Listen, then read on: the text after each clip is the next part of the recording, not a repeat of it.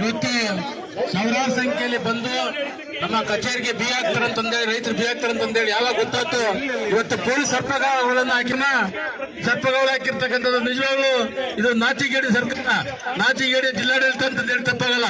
ಯಾಕಂದ್ರೆ ಇವತ್ತು ನಾವು ಬಂದಿರ್ತಕ್ಕಂಥ ನಾವು ನ್ಯಾಯ ಕೇಳಕ್ ಬಂದಿದ್ದೀವಿ. ನಮಗೆ ಸರಿಯಾದ ನ್ಯಾಯನ ಕೊಡಬೇಕು. ಯಾರ ತಿಂದವರೆಲ್ಲ ಕಟ್ಬೇಕು. ಇವತ್ತು ಈ ಪೊಲೀಸ್ ನೀವು ನಮ್ಮನ್ನು ತಡೆದಾದ್ರೆ ನಾವು ಗೊತ್ತಾಗ್ತ ಜನ ದಯಮಾಡಿ ಜಿಲ್ಲಾಡಳಿತ ಬಂದು ಬೀದಿ ಚರ್ಚೆ ಬರ್ಲಿ, ಜಿಲ್ಲಾಡಳಿತ ಮುಂದೆ ಬರ್ಲಿ, ಯಾರಿಗೆ ಎಷ್ಟು ಕೊಟ್ಟರೆ ಯಾರಿಗೆ ಏನ್ ಹಾಕಿದಾರೆ ಅಂತ ಗೊತ್ತಾಗ್ಲಿ. ಈಗ 12 ಪಂಚಾಯತಿ ಬಿಟ್ಟಿರ್ತದೆ. ಈರುಳ್ಳಿ ಬೆಳೆ ಬೆಳೆದಾರೆ, ಯಾವ ರೈತರಿಗೂ ಬೆಳೆ ಪರಿಹಾರ ಹಾಕಿಲ್ಲ, ಬೆಳೆ ಹಾಕಿಲ್ಲ, ಬೇರೆ ಯಾವ ತಾಲೂಕಲ್ಲೂ ಹಾಕಿಲ್ಲ. ಹಂಗಾಗಿ ನಮ್ಮನ್ನ ಬಿಸ್ತಲ್ಲೇ ಕೂಡಿಸೋ ಬದಲು ಜಿಲ್ಲಾಡಳಿತ ಅದೇನ್ ತಗೊಂಡು ಬರ್ಬೇಕು ಇಲ್ಲಿಗೆ.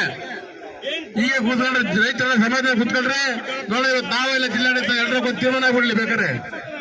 ಯಾಕಂದ್ರೆ ಕೇವಲ 300-400 ಅಕೌಂಟ್ ಹಾಕಿ ನಾವು ಬೆಳೆ ವಿಮೆ ಹಾಕಿದಂತಂದ್ರೆ ನಾಟಕ ಆಡ್ತೈತೆ.